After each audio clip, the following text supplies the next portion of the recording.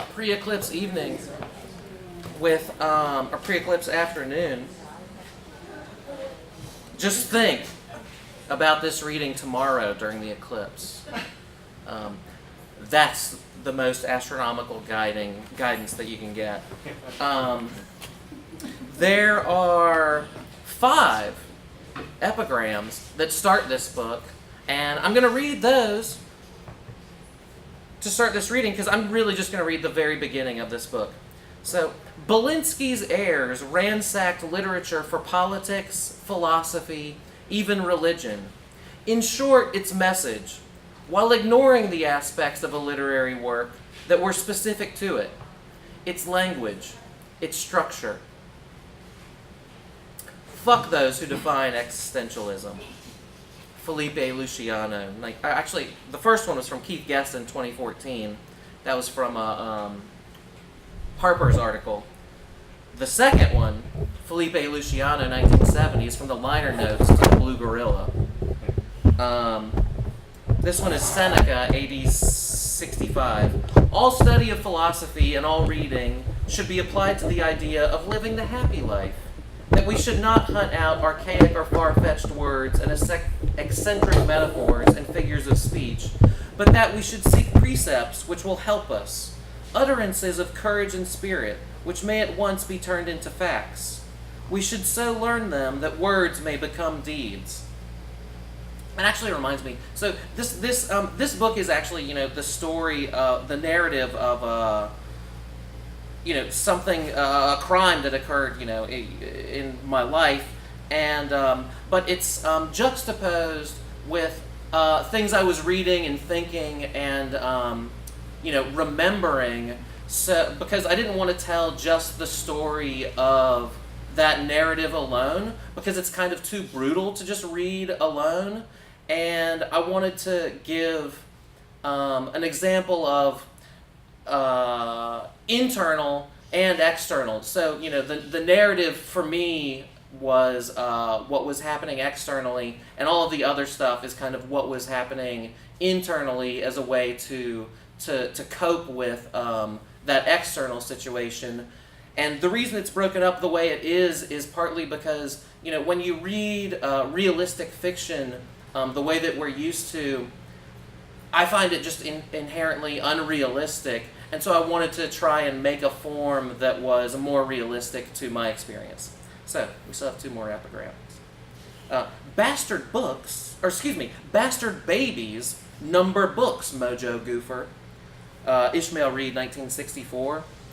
And the last one is from Bernadette Mayer, 1977. The alphabet is a bunch of suspenders. It's called learning, and every section is things I learned. Things I learned from the Tin Drum. If hell's in store for you someday, one of its most refined forms of torture will be to lock you, naked, in a room filled with framed photos of your era. Pendulums do not pendulate serenely. Light attracts all, but only some will linger in semi-darkness. The first indication I had that anything was unusually wrong with my dad was when his best friend, Mike, who lived far away from him in New York, called me to tell me he was in the hospital. My dad's wife, who was there with him in Atlanta, never called. Something I learned from Portraits of the Mind. Properly administered, 500 grams of Botox would be enough to wipe out half the human population. Something else I learned from the Tin Drum. Disaster can't be sealed in a cellar. It drains through the pipes with the sewage. It seeps into gas lines, invades every household, and when you set your kettle of soup on bluish flames, you do not suspect in the least that disaster is bringing your grub to a boil. Something I learned from that bluishness via Henri Michaud. A face at first bluish, after a short while, looks natural, because it's dead. I don't know how to read a strike through. I guess I do. My dad loved to cook. In my eyes, he specialized in barbecue chicken, onion rings, and especially something he called Balboa beef.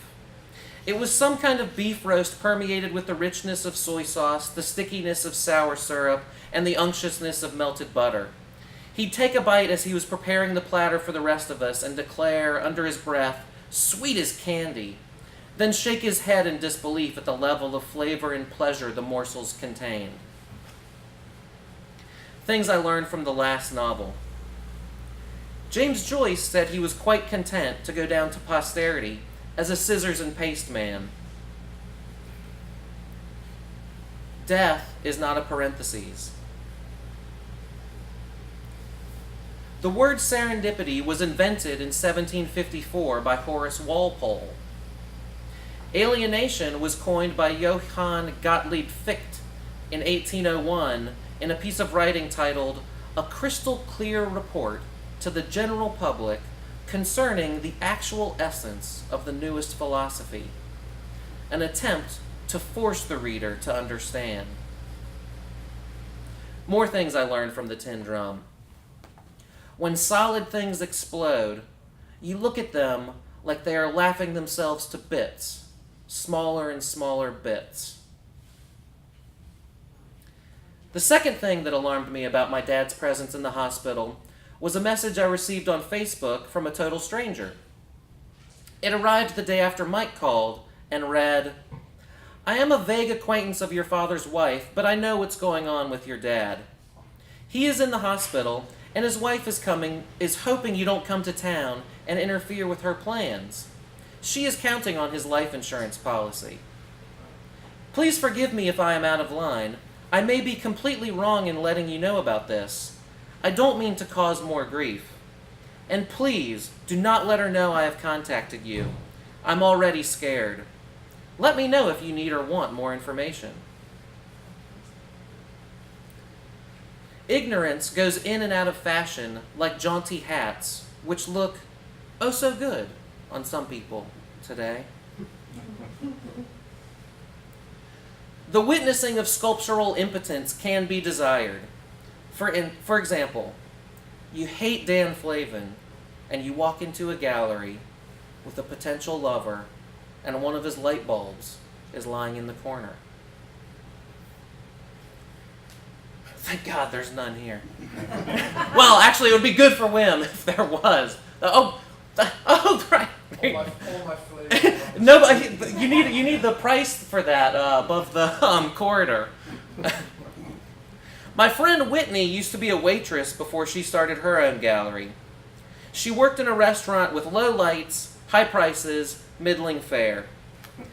The owners of Pink's, a Hollywood hot dog haven popular among people who have never had a Chicago dog, were regular customers. But when they visited other restaurants, they never left tips, just coupons for their crummy hot dog stand instead. Some sorrows have no path provided for them. A prickling, stabbing sensation rises slowly from your private parts, follows your buttocks, along your numbing back, ascends your spinal column, settles in the back of your neck, strikes you hot and cold, bounds down between your legs, shrivels your already compressed genitalia, leaps over your now bent back, and lodges itself once more behind your head, and contracts right there at the moment of realization that someone you love has been hopelessly hurt or killed. Mike told me that my dad was in the hospital because he was bleeding internally in his head and was in a drug-induced coma. When you intensely crave joy, it radiates to the rims of your ears. Germans, and some others, like to tinker. So it's better if they make curlicues in concrete rather than leave them in their brains where they'll do who knows what, curling and cueing and disengorging. After I read the Facebook message, I called the hospital. The nurse told me my dad had just had an MRI and recommended that I call back in a couple of hours. the moon puts up with anything you care to imagine, harmless megalomania. A cloud that's white enough screams, loud and voracious. You can buy stuffed animals to have some quiet between you. When you're really tired of life, you hunger for it.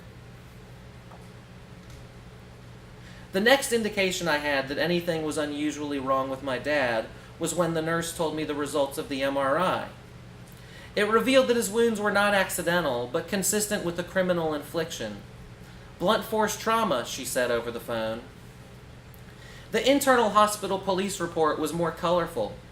It stated, "The patient's diagnosed medical condition is consistent with having been injured by a condition commonly referred to as telephone book smackdown. This happens when someone is hit on the side of the head with phone books, causing bleeding in the brain, but little, if any, external bruising." Something I learned from thought flights.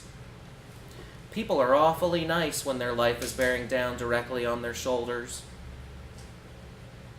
I can't remember where I learned this, and I hope I didn't make it up.